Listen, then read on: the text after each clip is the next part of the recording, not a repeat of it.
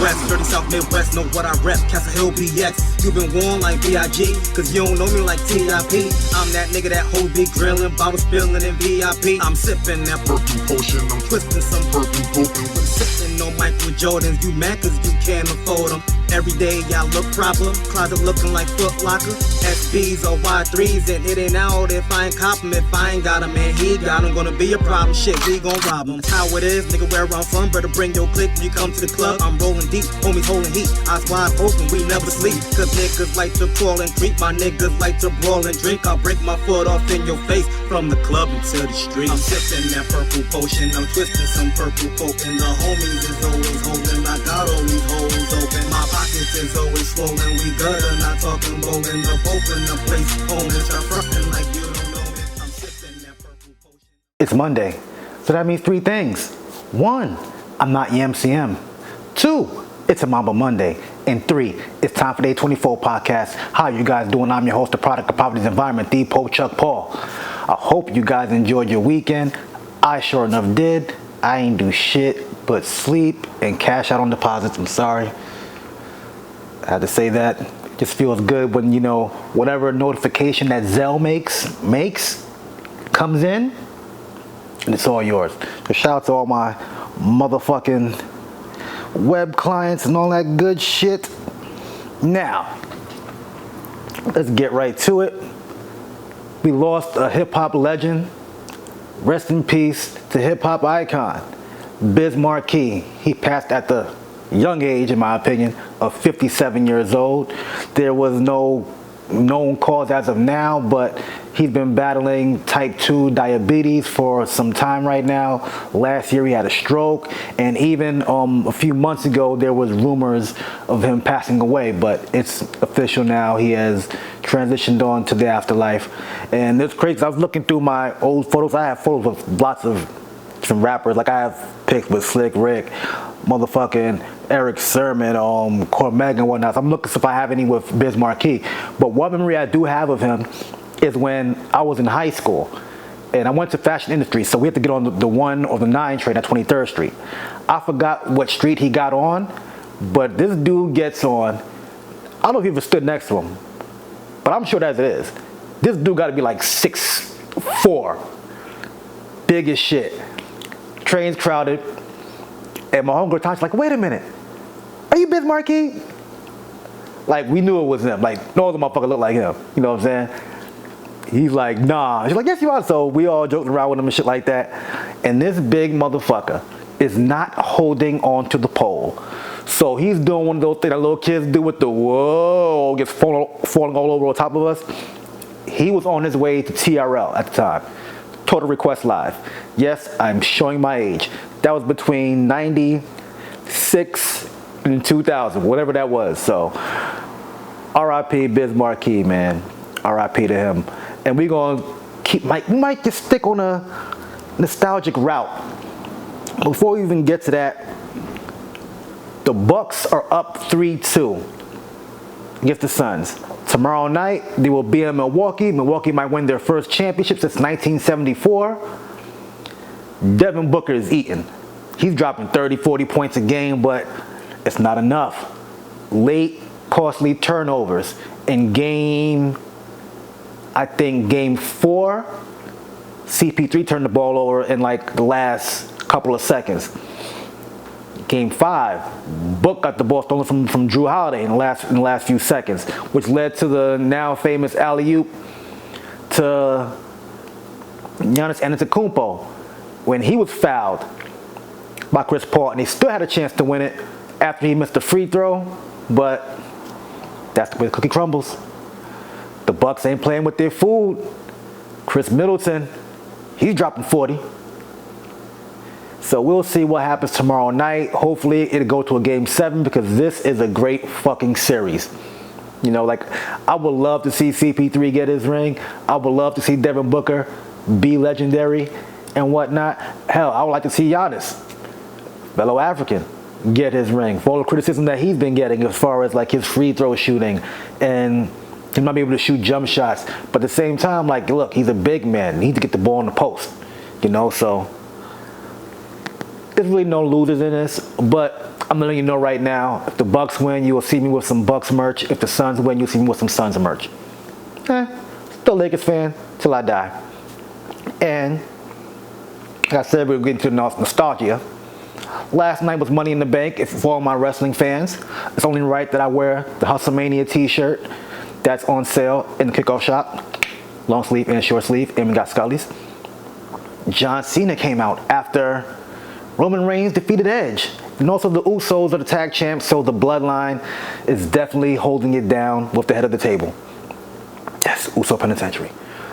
I'm not a big John Cena fan, but I just thought I'd bring this up.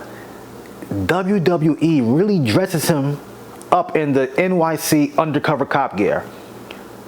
The wristband, armband on the sleeve, the short sleeve, the denim shorts, and the fucking Skechers, the hat turned to the back. Cena definitely looks like a motherfucking narc. Never fails. It's all beginning to make sense now. He does the whole hip-hop thing, trying to seem cool, but whatever. Also on the docket, this is music to my ears. Verzuz. I keep saying y'all jacked that motherfucking party from New York City that was called the VS, the Verzuz, but whatever. Y'all did it this time. Oh, someone did this. Someone did this. Dipset versus the LOX, August 3rd, in the Hulu Theater at Madison Square Garden. Whew. When you talk about my high school and my college years, because high school was the LOX, Dipset was college. And man, see, I like Dipset more, but I fuck with the LOX too. But the LOX are more so of a group. Dipset was pretty much like a group of dudes who rhyme, who were all in the same faction. They do have songs together, but I don't know if they have as many songs with the LOX together. But I would still take a bunch of Cam singles, Joel singles, and Jim singles, and Dipset singles and throw it in that Verzuz too. Because I mean, hey, because when you think about it, the LOX have a few bangers that don't feature Chic, and it's just Styles and Jada. So it's gonna be interesting, like, because can the LOX do We Gonna Make It with just Styles and Jada? Can the Dipset do Dipset Anthem when it's just Jewels and Cam? So it's gonna be pretty dope to look. But when the LOX play Wild Out, when they play Fuck You, Money, Power, Respect, they could do All About the Benjamins. Dipset, man. Dipset Anthem. Cam, Hey Ma. Leave Me Alone. Let Me Just Live My Life. Get 'Em Girls. Like, these are like Cam songs, but like, you know what I'm saying. Like, I want to see the back and forth. And Jim Jones and Styles P been talking smack on Instagram. I mean, those are the two hotheads of the group. You know, you got Jim who's willing to fight 20, 30 niggas. You got Styles P willing to stab 20, 30 niggas. I love it. This is for New York City. This might sound cliche saying there aren't any losers in this. But nah, this is bragging rights. This is bragging rights. And I know I named a bunch of LOX songs, and I'm like, y'all like, Chuck, what about Dipset? I'm like, yo, man, like I said, I fuck a lot of Dipset singles. But now I'm starting to think, do they have enough songs as a group together? Thinking emoji face. That's yet to be seen. But I can't wait. August 3rd. Tickets sold out within a matter of minutes. To be honest, I actually forgot they were going on sale the next day. But I think I wouldn't have got tickets anyway. Like, I suck at that type of shit. You know what I'm saying? But now, what I want to talk about, what we've all been waiting for. Power Book 3, Raising Kanan. First of all, the premiere that 50 had looked like it was fucking crazy. Everyone was in their old school Gucci, Louis type shit, shiny as fuck, shiny suit men and women, you know. in the shiny suits. If you think I'm jiggy, whew. Yeah, LOX may have that because they could dig in their bad boy bag and their Rough Rider bag. I want Dipset to win somehow, but LOX may get it. But anyway, back to Raising Kanan. The premiere, looking dope. 50 was with his wifey, looking good as hell, matching Gucci outfits and whatnot. Now for the show. The show takes place starting in like 89. 50's the narrator, which is so motherfucking funny. Funniest shit in the world, him just narrating shit. So he starts off with him getting bullied and beat up in the park, bloody. And his cousin Jukebox was being held back. You remember Jukebox, right? The cop from Baltimore? We'll get into that also. So he runs back home, crying. His mom goes up in the room and says like, yo, what's up? Why you crying? He's like, they took my money, da-da-da-da. He's bigger than me, the kids are bigger than me. His mom says, okay. Go get the sock, put some batteries in that motherfucker, tied in a knot, said, we going back to that park. I like that shit. Any motherfucker in the hood know about the sock and the lock, batteries in the sock. Sorry about the police cars. But hey man, I live near the hood, not in the hood, so this shit happens. So, takes him back to the park. She said, hey, that's some kids right there? He's like, yeah. She's like, go on, handle your business. So the kids see him like, hey, what, you want some more? Whack him, crack him, teeth fly out, pow, kid hit the floor. Other kids like, chill, chill. He beat the shit out of him with the motherfucking batteries in the sock. And after that, Kanan was born. And they fast forward to like 95, 96. This is like my era, high school. Tommy Hill, ice rocking niggas, polo gear, low life 2Ls up type shit, none but North Faces, Jordans. Just watching that whole shit was dope. You got 50's mom, the head of this one crew, which has her little brother and her older brother. They running the shit. The older brother, his daughter is Jukebox. Jukebox can sing, hence the name Jukebox. It's crazy how they thought about that all the way back to this, so they always had plans of doing this power universe. So, Kanan is pretty much a smart kid. But like most smart kids who hang around with gangsters and shit like that, you want to do the gangster shit too. I'm not gonna lie, I want to do that shit too, but I can always see that shit was always stressful. But here's the thing.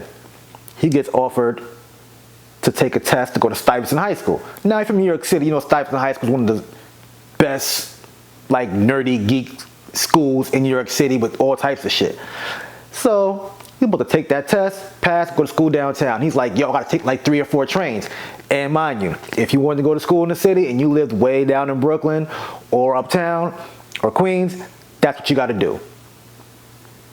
So, his mom had beef with some other dude named Neek. They shot in the air while I was out at dinner. Kanan seen who did it from the back of the car. So, Kanan's mom Rock and the dude Neek had a powwow. They split up the corners. So, Kanan and his homeboys are just chilling. Mind you, he's a good kid. He don't do any of that street shit. They're hanging out in this spot, which now belongs to Neek. Something happened or whatever, so we took it upon ourselves to fire on one of the dudes who hustled for Neek. And the dude that he ends up shooting and killing happens to be the boyfriend of the girl that he has a crush on. So, after the bullshit happens, they try to hit Kanan at his crib, taking out the trash. Now his mom has to squash some other bullshit. Neek takes back all the corners. Rock, Kanan's mom, was like, well, you wanted to be in this street shit now? Well, now you in it. Keep your head on the swivel. This is the way it's gonna be. She takes him out in the middle of the night to the river, asks him about the test. He said he threw it, he failed on purpose. She shows him how to shoot a gun. And here is when the Kanan is born. So pretty much, this actually happens every day in the motherfucking hood. You got smart kids wanting to be in the street life, not knowing what they're getting themselves into, throwing it all away to be in the streets. Like, think about it. Like I said, New York City, you know what Stuyvesant High School is, but instead he threw that away to be a street nigga. And like 16, 17, he has to walk around with his head on a swivel, not knowing if someone's gonna shoot his ass down in school, outside of school, or even shoot his house up. That's what they don't tell you about. Look, man, if you ain't ready for the streets, stay on the sidewalk. Do something legal. I've seen this happen to too many of my homies. I have homies doing life right now over some bullshit, man. But yeah, I know, plenty of spoilers, but it's only the first episode. Okay? Don't shoot me, don't kill me. I'm sorry. If you ain't hear from me, you can hear from somebody else.